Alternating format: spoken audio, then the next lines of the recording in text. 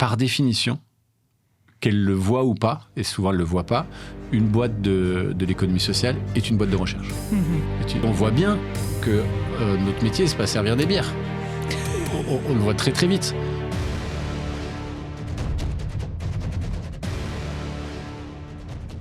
Bonjour et bienvenue dans les récits d'innovation sociale, les récits et le podcast d'Ether.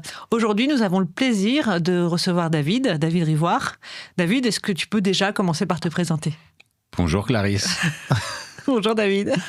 Je peux me présenter, ouais. Je suis né en 78, dans un siècle incroyable. Oui, on est tout près. Hein. Qui nous avait fait des promesses non tenues. Non, je rigole, mais en fait, c'est pour ça que je suis devenu entrepreneur social. Donc, je ne sais pas comment on dit entrepreneur social, entrepreneur d'intérêt général, entrepreneur engagé. En tout cas, derrière le titre, il y a l'intention, il y a la croyance qu'on peut réorienter l'économie et le capitalisme vers quelque chose qui ressemble à quelque chose de plus vertueux, qui parle de repartage, de plus collectif, de plus sociétal. Alors on va en parler, surtout des entreprises que tu as cofondées. On va quand même les présenter rapidement. Donc tu es cofondateur du Social Bar et cofondateur du Hameau Montbrieuc. Est-ce que tu peux présenter les deux entreprises ? Oui. Le Social Bar, ça part presque d'une blague, pas d'une blague, mais d'une discussion complètement anodine qui avait absolument pas pour intention de créer quoi que ce soit, avec Renaud, qui est donc mon associé avec qui j'ai cofondé l'entreprise et qui en est aujourd'hui le dirigeant, qui, alors qu'on boit un coup, me dit qu'il trouve que les gens ne se parlent plus et qu'on a créé une société quasiment de méfiance, quoi. Il dit même moi qui suis très chaleureux, très convivial, en vrai, quand quelqu'un vient me voir dans la rue, ma première pensée automatique, c'est plutôt de me méfier. Et il dit ça me désespère. Donc on tire un peu ce fil-là et on pose le constat que c'est notamment dans les bars que ça a pu disparaître, là où c'était des lieux de sociabilisation. On s'aperçoit qu'il y a plus de 80% des bars qui ont disparu en un siècle, des petits cafés, des petits bistrots. On le sait, nous, en tant qu'usagers, qu'on y vient avec nos potes, et on repart avec nos potes. Pour rigoler, on dit il y en a deux types de personnes qui parlent dans les bars. C'est les gens très extravertis et les gens très bourrés. Et dans les deux cas, c'est soit l'apanage que de certains, soit c'est pas très qualitatif comme lien. Et donc, du coup, on décide de créer un bar qui est dédié à la recréation de lien social. Et nous, notre premier bar en 2016, à la gare de Lyon à Paris, basé sur le principe qu'on va y déployer ce qu'on a appelé après des activateurs de convivialité. Donc, ce sont des petits mécanismes incitatifs de déblocage psychologique pour enlever les micro-barrières inconscientes qui nous empêchent d'entrer en lien. En anglais, ça porte un autre nom, ça s'appelle nudge. C'est un peu traduit par mécanisme incitatif en français. Nous, on a appelé ça activateur de convivialité. Le premier qu'on met en place, c'est un truc très simple. On propose aux clients, quand ils commandent, de jouer le prix de leur verre au dé. S'ils font 1 ou 2, ils perdent 1 euro. 5 ou 6, ils gagnent 1 euro. Mais la règle du jeu qu'on leur propose, c'est que quand on leur donne le dé, ils doivent aller voir un inconnu ou une inconnue, leur demander de jeter le dé pour eux. Et du coup, ça crée un prétexte pour aborder quelqu'un. La personne peut pas vraiment dire non et c'est pas l'objectif. Et donc, ça crée un petit jeu, ça crée un lien. Et en fait, ça débloque la possibilité d'autre chose. Et donc voilà, on va pendant 10 ans expérimenter ces dispositifs jusqu'à inventer un métier qui s'appelle agent de convivialité parce qu'on nous a demandé d'aller opérer en dehors du bar au bout d'un moment. Ce qui a posé la question de comment on crée des compétences et ce qui pose la question préalable de dire qu'est-ce qu'on fait, à part au début avoir une idée et un peu en rigoler, à quel moment ça devient une méthode et pas simplement et pas simplement et qu'est-ce qui fonctionne et qu'est-ce qui fonctionne pas en fait et comment c'est prouvé, comment c'est démontré, comment c'est démontré et comment tu prends garde à ne pas être intrusif sans t'en apercevoir parce que tu imposes ta convivialité à la personne avec ton dispositif. Enfin, il y a eu tous ces endroits là.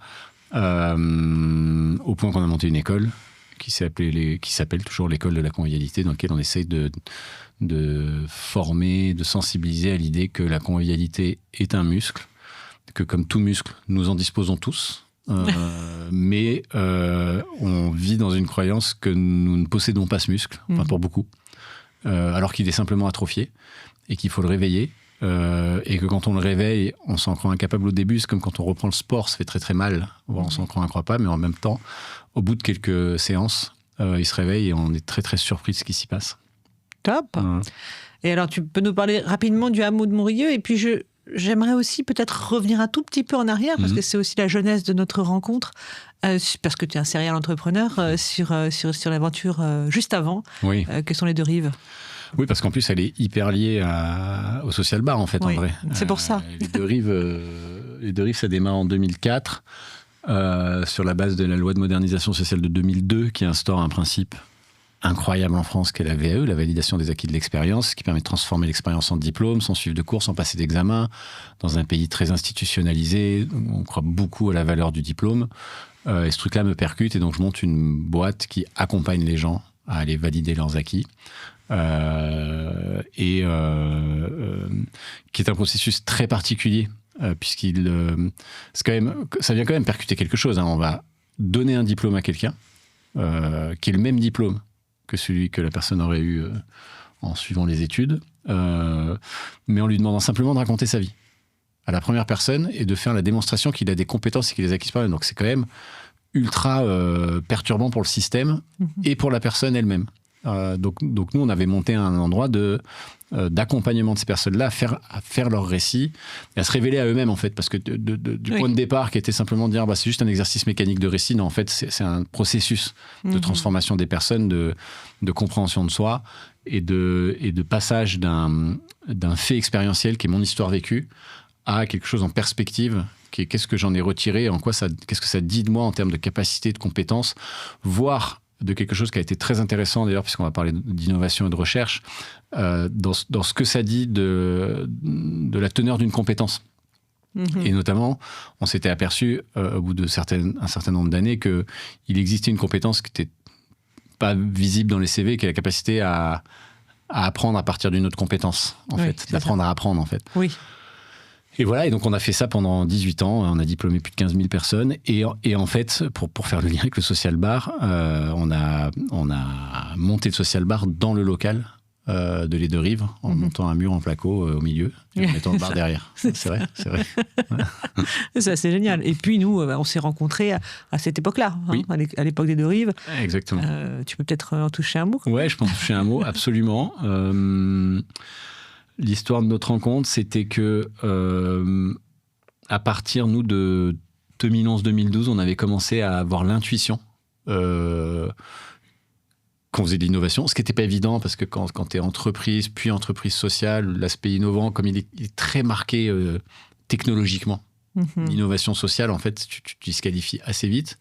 Donc ça avait été le premier marqueur d'intuition. Le deuxième, c'est que du coup, on avait commencé à percevoir le crédit d'impôt recherche de loin, en se disant, attends, en fait, en vrai, dans notre structure de charge, il y a minimum la moitié du temps, voire plus, qui est dédié à de la recherche.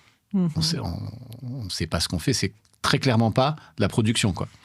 Malgré le fait que ce soit des postes facialement de production, en vrai, on cherche. On ne sait pas ce qu'on fait. Oui, surtout qu'on était sur des processus nouveaux. En fait, pour moi, par définition, l'économie sociale vient transformer une économie, donc elle est sur des processus nouveaux, en avance de phase, etc. Et en plus, elle n'a pas tellement de moyens de se financer. Et elle n'a aucun moyen de se financer, d'où sa précarité, sa fragilité, etc., qu'on connaît bien.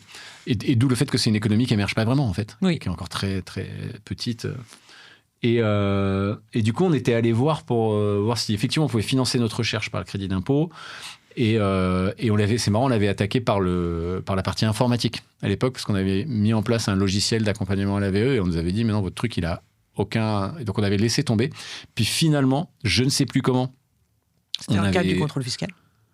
Non, en fait, il s'est passé d'abord quelque chose, c'est que finalement, on avait trouvé le chemin du crédit d'impôt recherche en innovation sociale avec un cabinet, et ensuite, on a effectivement eu un contrôle fiscal qui nous a redressé à 100%, et là, via le médiateur de mémoire, on a été mis en lien avec Ether et avec Estelle, et on a vécu ensemble 2 ans de procédures délicieuses. On a remonté la pente. Face à vraiment un refus ferme et net de la part de l'administration à l'époque. Et grâce à vous, je dois le dire, vraiment, je vous rends hommage parce que vous avez vraiment sauvé à l'époque. Mais pas que pécuniairement, vous avez sauvé de la croyance en ce qu'on faisait, oui, c'est ça. d'aller tenir droit, là où on essayait de nous disqualifier, en fait. C'est ça. Et de démontrer qu'en sciences humaines, il y avait véritablement un sujet de recherche. Et en plus, nous, on embauchait 2 docteurs. Oui, voilà, c'était sérieux, quoi. On n'était pas des guignols, quoi. Mais néanmoins, on nous avait sanctionnés, en fait, avec vraiment fin de non-recevoir avec pas de discussion ouverte. Et donc, du coup, on a fait 2 ans ensemble de procédure et nous avons gagné. Nous avons gagné. Nous avons obtenu gain de cause à 100%. Voilà. Ce qui a vraiment contribué à entériner pour nous la valeur de l'innovation sociale, en fait, la valeur de la recherche. Et puis ce qui est intéressant, c'est que, et c'est pour ça que je voulais qu'on en reparle, c'est que c'est de ça qu'est né aussi un peu le social bar, puisque ça a ouvert pour toi des perspectives de financement que tu n'avais pas forcément, et aussi peut-être aussi sur Montrieux. En fait, en vrai, effectivement, au moment où on gagne le contrôle fiscal, on se dit ouf. En fait, d'abord, on se dit ouf.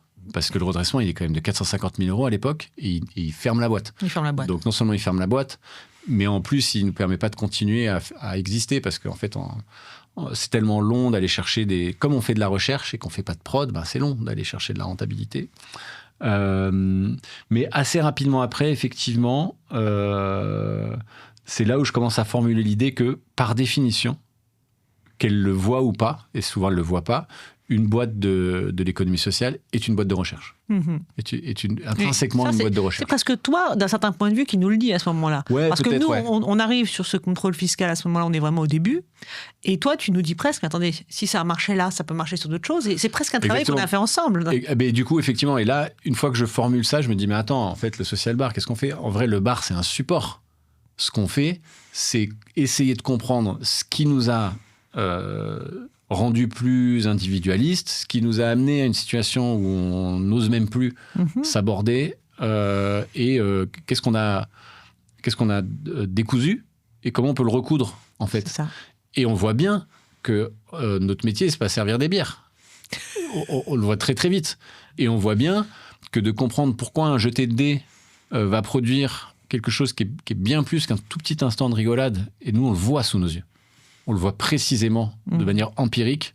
On est absolument convaincu que derrière ces mini-mécanismes, il se passe quelque chose d'assez dingue en termes de création de liens, de régénération. Et c'est effectivement là que j'appelle Estelle et je lui dis, je suis sûr qu'il y a un endroit.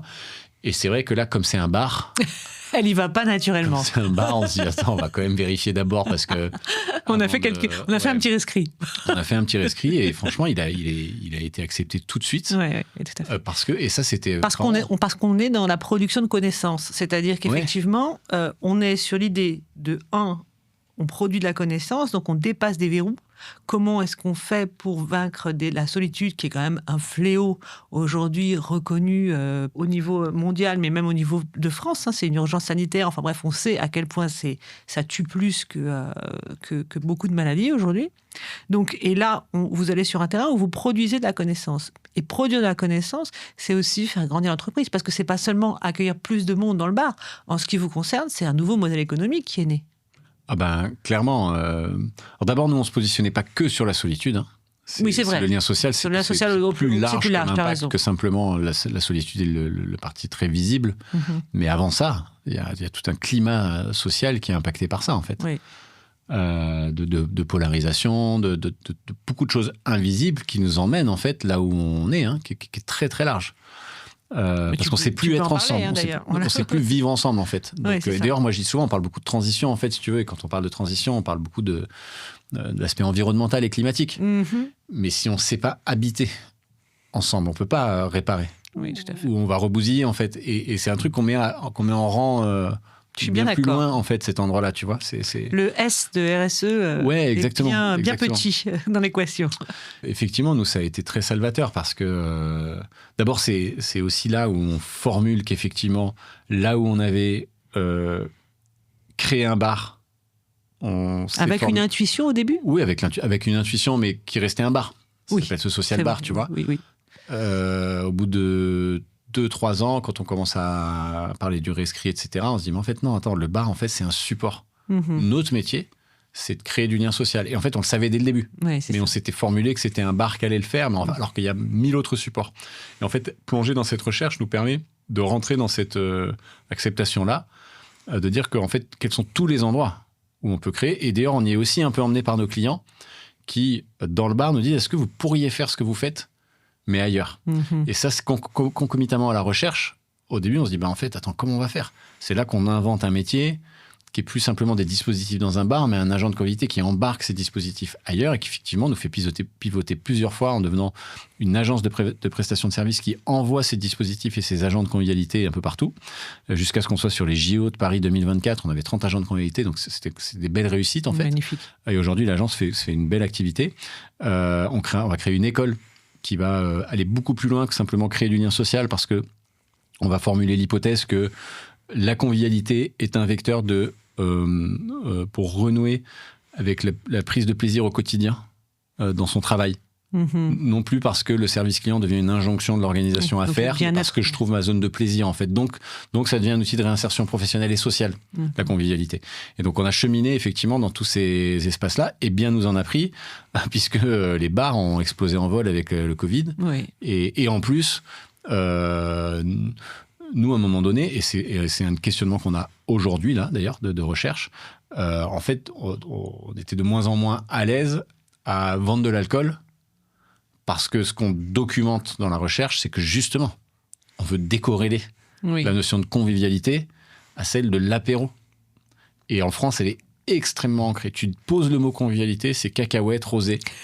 C'est vrai, hein? Non, mais alors que tout à fait raison. Objet de recherche, je pas forcément. L'objet de recherche, c'est de poser exactement l'inverse. C'est que, au contraire, c'est que si tu mets des cacahuètes et du rosé, t'emmènes la convivialité à un endroit qui n'est pas un endroit de lien, en fait. Oui, je comprends. Tu vois, voilà. Et donc, tout ça, ça a été le cheminement de notre recherche. Ouais. Oui, donc, vous rentrez par le bar et vous essayez de sortir du bar, en fait. Bah là, on ne veut pas en sortir, mais on veut, et on a essayé, là, en janvier dernier, on veut que ça devienne les premiers bars de fête sans alcool.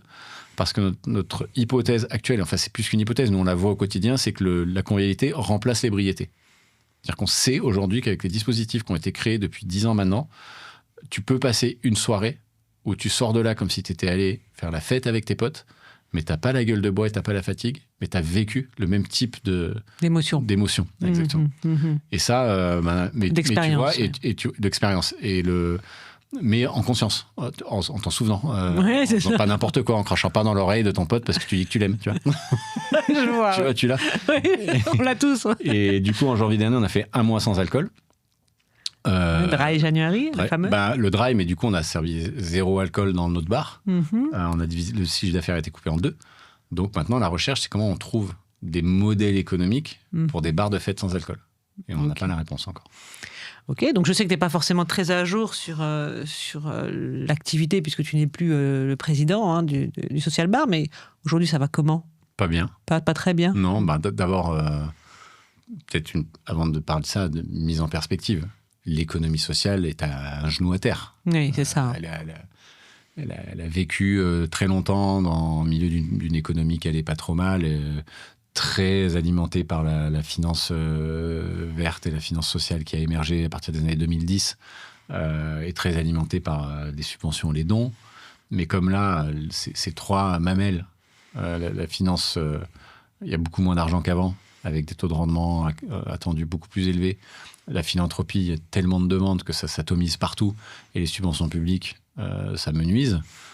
Et que l'économie sociale a plus été dans une acceptation sociale qu'économique, et donc n'est pas allé chercher le 4e pilier, qui est le chiffre d'affaires. Bien sûr. Il y a une hécatombe. Et nous, on fait partie de ceux qui pensons que le chiffre d'affaires est essentiel parce que c'est celui qui fait la vraie durabilité, le vrai impact, parce qu'il ne dépend pas, justement. Ça reste du lucratif. Tu vois, dans le Social Bar de Paris, on doit faire 800 000 € de chiffre par an.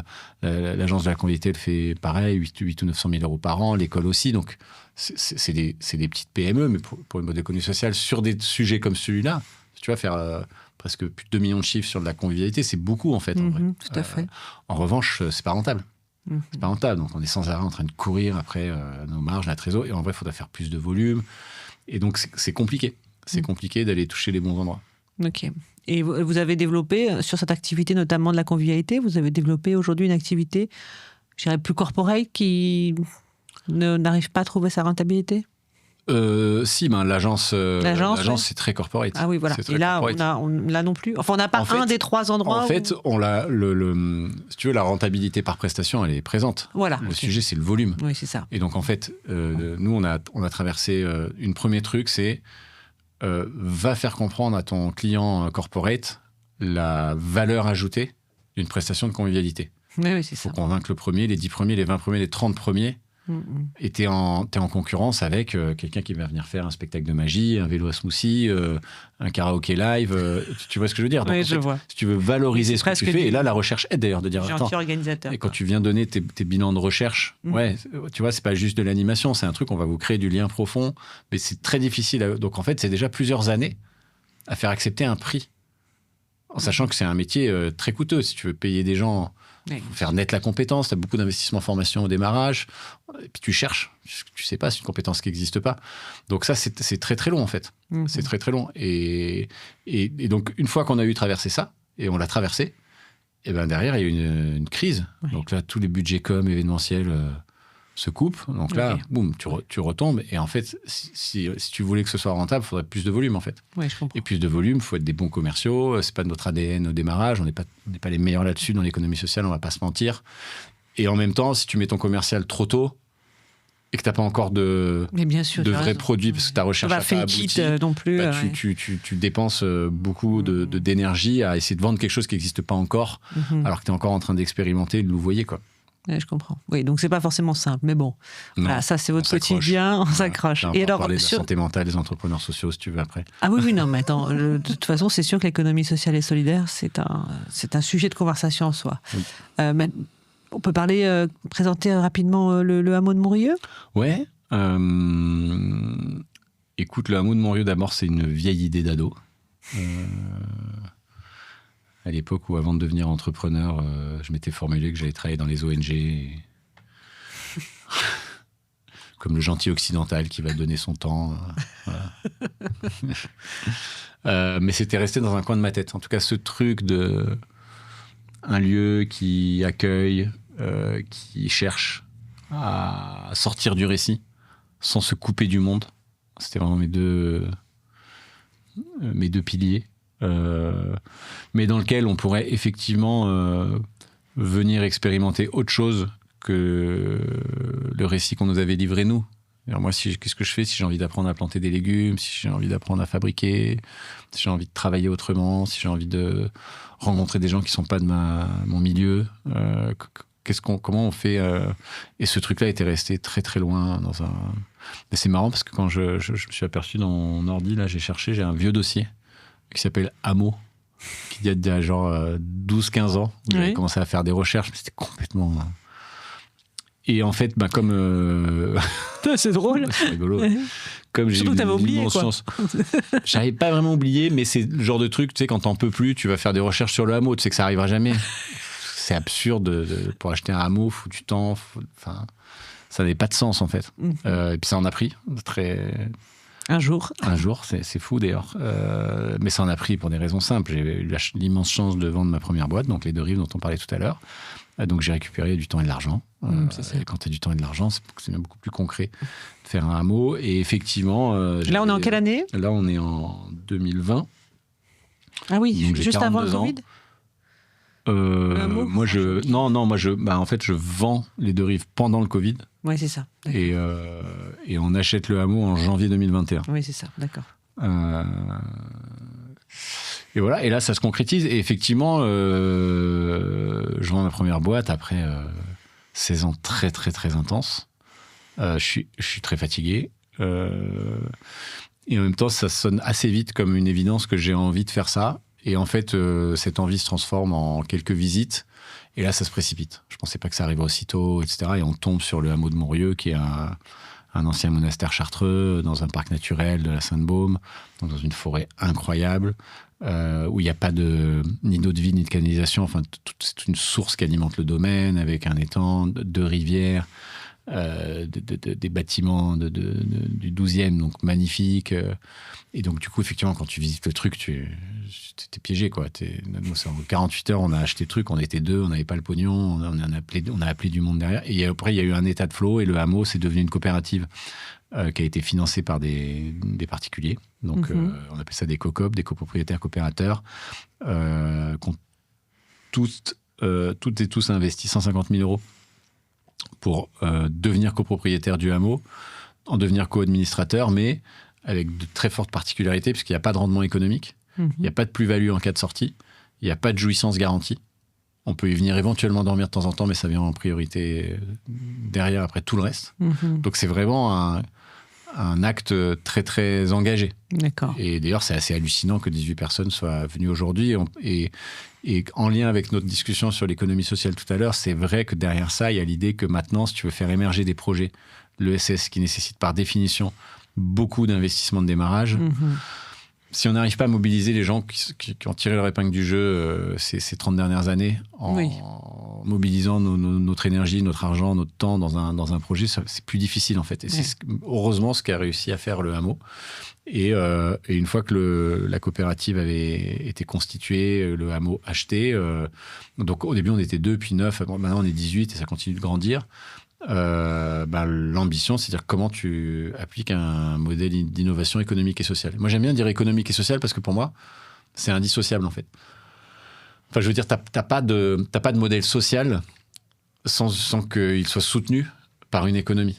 Tout à fait. Donc en fait, et t'as une manière d'aller innover économiquement. Nous, tu vois, on a une activité touristique hôtelière. Alors, qu'est-ce que vous faites exactement déjà, voilà. Donc le hameau, on est sur le marché du réceptif. Donc on est un village vacances, on reçoit des touristes, on est un hôtel, on a un restaurant, on fait des séminaires d'entreprise, des mariages, des anniversaires, des cousinades, tout ce que tu peux imaginer d'un hôtel ou d'un village vacances, mais du coup qui est un peu hybride parce qu'on a tous les endroits. On a une activité maraîchère, donc on va aussi tu viens au hameau, tu viens aussi manger ce qu'on cultive autant qu'on peut. Si on y arrive, quand on n'y arrive pas, on va s'approvisionner localement et ça fait partie de la recherche d'essayer de comprendre comment on peut générer ça.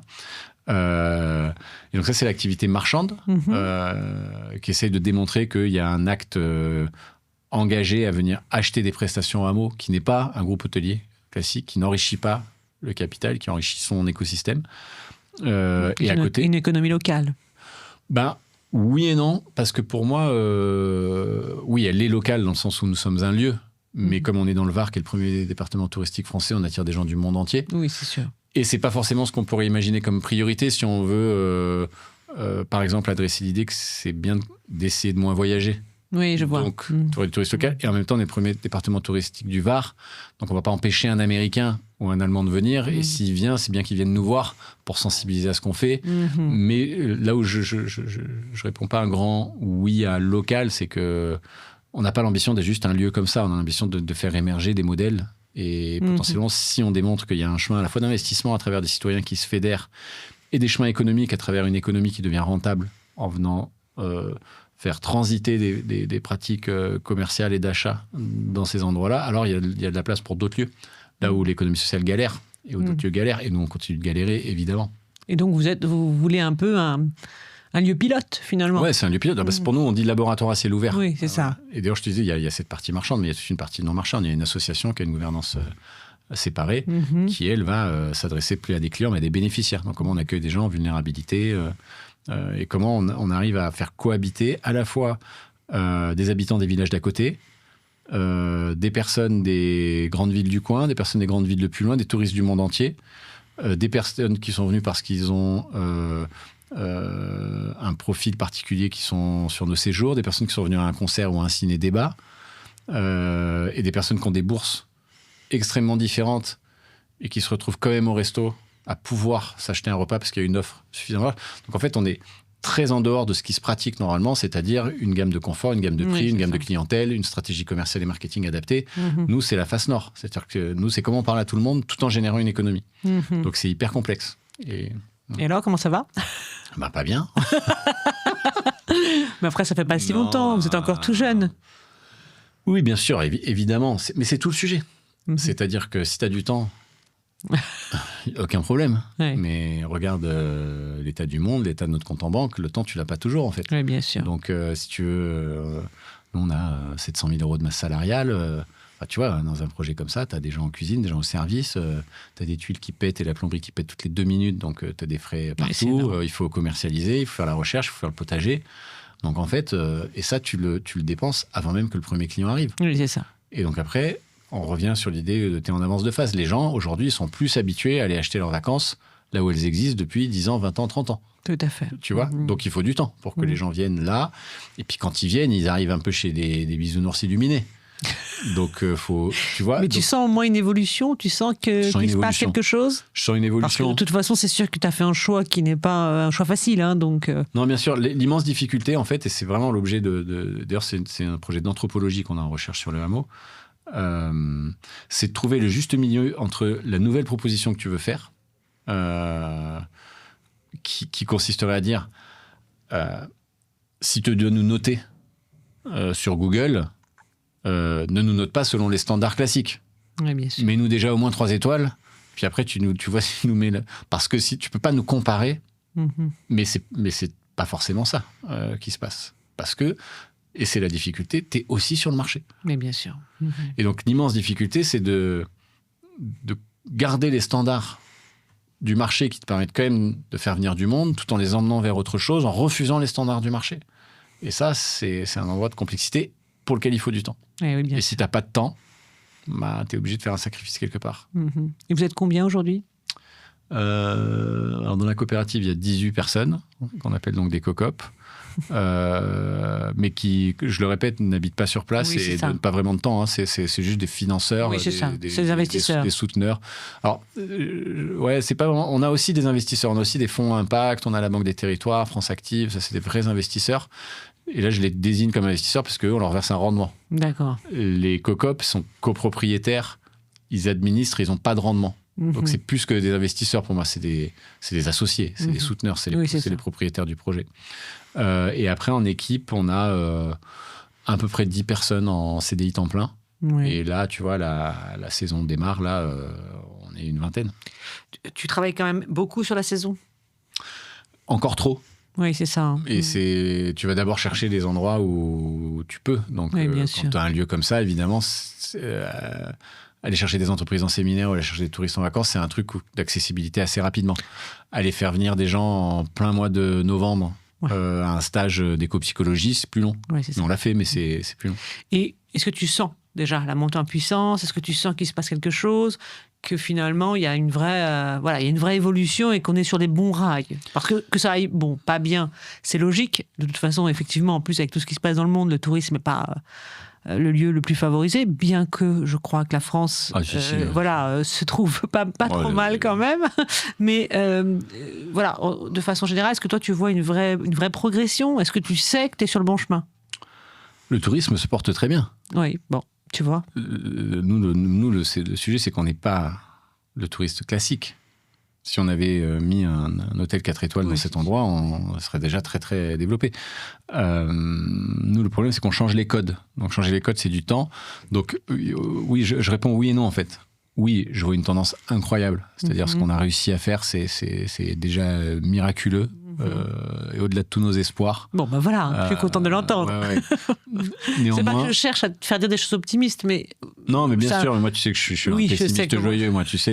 Non, mais après, c'est un endroit de réalité. C'est-à-dire que, oui, et je te fais aussi mon nom. Tu choisis des chemins difficiles. Quand tu as 6 mois de trésorerie, et que tu sais pas, et c'est pas notre lot à nous, c'est le lot de toutes les boîtes de l'ESS, c'est dur de répondre un grand oui. Oui, tu non, vois c'est ce que je veux sûr. dire, tu peux disparaître à n'importe quel moment. C'est sûr, mais tu sais, aujourd'hui, il n'y a pas beaucoup de boîtes qui ne sont pas dans cette situation. Hein. Je veux dire, bon, la fragilité, elle a quand même beaucoup augmenté. La vulnérabilité financière a beaucoup augmenté. Mais déjà, voyons les chemins positifs, ne serait-ce que pour en parler ici, parce que c'est le but de ce podcast. Ce qui a émergé en 5 ans, c'est incroyable. Vraiment, et je dis pas parce que c'est moi qui l'ai fait. Non, je sais. Non, mais vraiment, je sais aussi que tu es un peu... c'est au-delà de nos expériences, en fait. Un peu humble. Et j'aimerais bien que tu puisses partager aussi que le chemin de l'économie sociale, c'est un chemin difficile, mais c'est un chemin plein de belles choses aussi. Et c'est ces belles choses-là que j'aimerais que tu puisses partager un peu. Ben, en fait, oui. Merci. Et franchement, ça vibre dans le bon sens. C'est-à-dire qu'il y a un potentiel énorme là, qui a été créé là où il était très questionné les 3-4 premières années, puisqu'au début, tu ne sais absolument pas ce qui va se passer. Là, très clairement, il y a un engouement, il y a un bouche à oreille énorme, il y a une adhésion et des soutiens. Il y a des gens qui nous proposent leur aide toutes les 2 minutes. Et on ne peut pas prendre le bénévolat pour l'instant. On est en train de chercher un chemin parce qu'on n'a pas les bonnes structures. Mais il y a un vrai truc qui se passe. Et là où pour moi, où il se passe le plus, c'est dans ce qu'on a appelé nos stages de reconnexion, qui sont vraiment, alors là, le pur produit de notre recherche, où on a agrégé, et on appelle ça la sauce du hameau. C'est une sauce secrète avec plein d'ingrédients dedans, mais qui viennent de, tu vois, les 18 ans de pédagogie qu'on a fait avec les Deux Rives, les 10 ans de convivialité, de lien social qu'on a fait avec le Social Bar, les 5 ans qu'on vient de vivre au hameau sur la compréhension des postures de coopération, d'intelligence collective, le mécanisme vers l'écopsychologie, la compréhension des émotions partagées dans un groupe, la place d'un individu dans un groupe. Et tout ça, on en a fait des stages de reconnexion qu'on a ficelés. En fait, on en est très, très content pour plusieurs raisons. D'abord, c'est que ici se passe un truc incroyable. Et en 2 ans, on a accueilli plus de 400 personnes. Ah oui. Et c'est hallucinant pour nous de trucs. Les retours sont dithyrambiques. Et en plus, c'est là où on fait donc de l'innovation sociale, parce que clairement, l'expérience vécue est très transformative. Mais on fait aussi de l'innovation économique, parce que ces stages, on les propose à 30 € en prix libre. Donc à partir de 30 €, qui est un week-end en pension complète. Donc c'est quasiment pour tout le monde. Et on arrive à générer une économie rentable. Ah oui, en effet. Parce qu'on mobilise un groupe de 24 personnes extrêmement hétérogènes. Et nous, dans notre projet de recherche, maintenant, on regarde ce qu'on pourrait appeler l'hospitalité radicale, c'est-à-dire c'est le seul truc, c'est le seul endroit de radicalité dans notre lieu qui peut avoir tendance, quand il a écrit social et éco-responsable sur la porte, à n'attirer que des personnes qui sont en accord avec nous et qui ne viennent pas alimenter l'économie du projet. Donc nous, on travaille beaucoup sur comment on continue d'accueillir un public hétérogène qui peut nourrir une économie de l'équité, donc qui permet de pratiquer des prix libres et non pas des prix bas. Oui. Et le prix libre autorise la personne qui à un instant T n'a pas les moyens à payer moins, voire très peu, mais responsabilise ceux qui en ont à venir compenser dans un mécanisme qui se fait sans nous, qu'on accompagne, mais c'est pas nous qui fixons le prix. C'est-à-dire que dans ces espaces-là, on n'indique pas de prix. D'accord. Malgré tout, plus de 400 personnes, on génère à peu près 50% de marge sur chaque séjour. Ce qui est rien à envier à n'importe quel autre séjour de ce type-là. Là aussi, on avait fixé un prix, tu peux être sûr, parce que c'est comme ça que tu n'accueilles qu'une catégorie de personnes. Tout à fait. Très clair. Donc ça, c'est un ordre de recherche hyper intéressant. Très, très intéressant. Donc, d'un certain point de vue, on peut considérer quand même que tu as réussi aujourd'hui à concilier finalement les impératifs du monde lucratif et cette nécessité d'aller vers une économie sociale et solidaire. J'aimerais pouvoir te dire oui. Ce sera un oui définitif si un jour sur notre bilan, il y a plus d'argent qui rentre que ce qui ne sort. Aujourd'hui, il y a plus d'argent qui sort. Ok, mais jusqu'à maintenant, t'as pas déposé le bilan d'une seule de tes boîtes. Pas encore. Donc jusqu'à là, ça va, comme dirait celui qui... T'as une belle table en bois, je la touche. Pour l'instant, de tout ce qu'on avait vécu ensemble, ça fonctionne. Mais ça parle de santé mentale. Ça parle aussi de sacerdoce, de sacrifice. Ça, c'est sûr.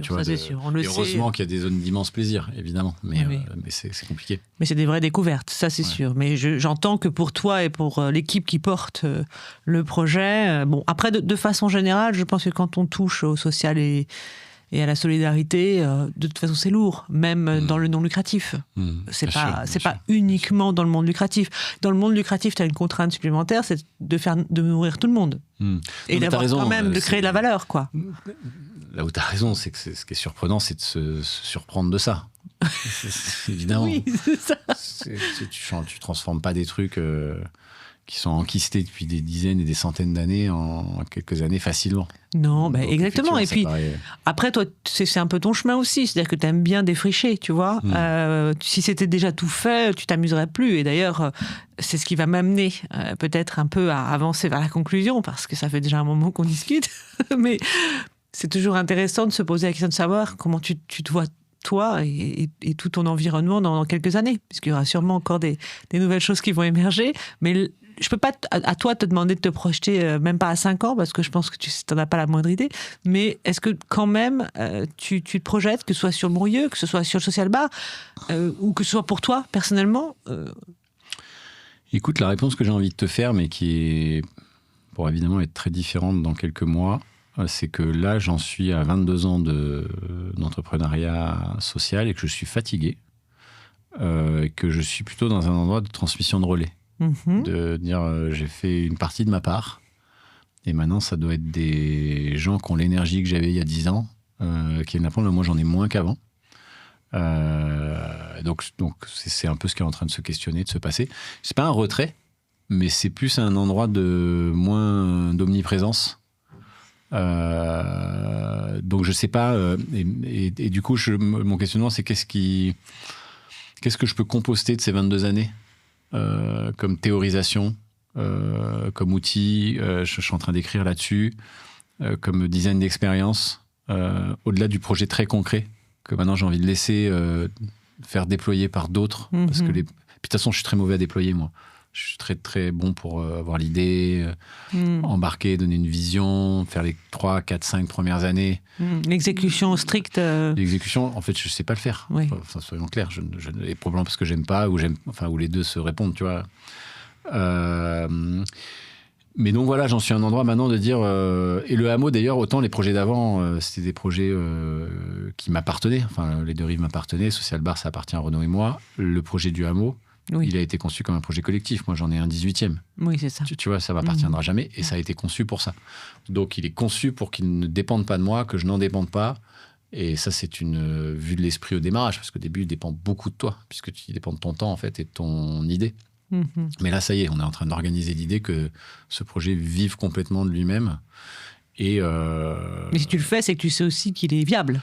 Ou en tout cas, on va le confier à des gens qui vont être plus compétents que moi pour le rendre viable, là où j'étais plus compétent qu'eux pour le faire sortir de sol. Oui, tu vois ce que je veux dire ? Bien clair, oui.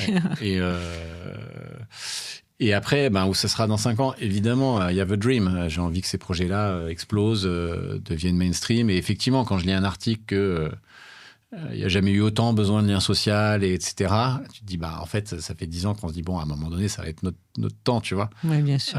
C'est sûr. Et la conviction que j'ai, c'est que si tu tiens dans le temps, forcément, à un moment donné, tu viens aux bons endroits. Tu vois, ta recherche paye, tout se met dans les cases au bon endroit. Mais le risque que tu prends, c'est que ce temps ne soit pas suffisant. Et ça, c'est ce qui peut nous arriver. Donc, voilà. Oui, c'est-à-dire que c'est ta grande angoisse, de dire si on ne tient pas demain, voilà. On aura fait tout ça pour rien. Mais non, c'est pas tout à fait vrai. En vrai, je ne me dis pas pour rien. Voilà. Parce que je vois bien qu'au pire, tu auras fait émerger quelque chose. Mais la question, c'est est-ce que le jeu en vaut la chandelle quand c'est au prix de grosses fatigues, d'épuisement, de sacrifices, de choses comme ça? C'est la question qui n'est pas répondue, mais qui existe. Tu crois que l'entrepreneuriat en général n'est pas source de toute façon d'épuisement? Tu crois que véritablement c'est pas le lot de l'entrepreneur au sens large? Mais il y a une différence entre être entrepreneur et participer à la compétition classique, avec quand même aboutir sur normalement gagner sa vie et donc accepter de passer un temps à un peu galérer pour, là où l'économie sociale, tu sais que tu vas galérer, mais tu sais pas si tu vas remonter un jour. Oui, d'accord. Tu vois, et donc ce questionnement-là, il est... Mais est-ce que c'est vraiment que pour le bien commun? Parce qu'on a quand même un écosystème, on a quand même des investisseurs, on a quand même... Ouais, ça dépend. T'as raison. Moi, la première boîte, j'ai pu gagner ma vie avec. Et en même temps, c'était 17 ans de salaire que je ne m'étais pas pris. Oui, c'est ça. Donc, en fait, tu vois ce que je veux dire? Donc, t'as capitalisé, quoi. Oui, et franchement, il ne faut vraiment pas que je me plaigne, parce que je suis un des immenses chanceux de ce secteur. Mais je trouve que ça pose une question plus de fond, quoi. C'est justement un truc que je questionne depuis très longtemps, c'est quoi l'enrichissement juste de l'entrepreneur social qui vient couvrir le risque, la fatigue, et si toutefois on trouvait l'enrichissement juste, est-ce que vraiment il est atteignable dans des modèles économiques qui déjà mettent 10-15 ans à émerger, qui financent ça, et quand tu finances ça par des investisseurs, tu payes d'abord les investisseurs. Et oui. Tu vois, donc il y a un truc qui n'est pas résolu là-dedans quand même pour moi. Ah non, mais de toute façon, c'est un chemin difficile. Ouais. Et d'ailleurs, c'est en soi, pour être en soi, être des sujets de recherche. Complètement. Mais clairement. Et la gouvernance autour de ça. L'émergence de cette économie, elle n'est pas résolue pour moi. Mais bien sûr, bien sûr. Bon, tu sais, je ne sais pas si tu le sais d'ailleurs, mais je me suis réinscrit moi-même en thèse. Et j'hésite beaucoup à faire tourner ça autour de l'économie sociale et solidaire, mais je crois que c'est trop restrictif par rapport à mon projet. Mais c'est vrai que c'est en soi une économie qui se questionne, et en termes de gouvernance, en termes d'organisation, parce que tu l'as dit, c'est loin d'être simple. Mais bon, voilà, en tout cas, félicitations. Merci d'avoir participé à ce podcast. Merci d'avoir partagé tout ça. Merci à tous. Et si vous voulez suivre le reste de nos aventures, n'hésitez pas à vous abonner à notre chaîne.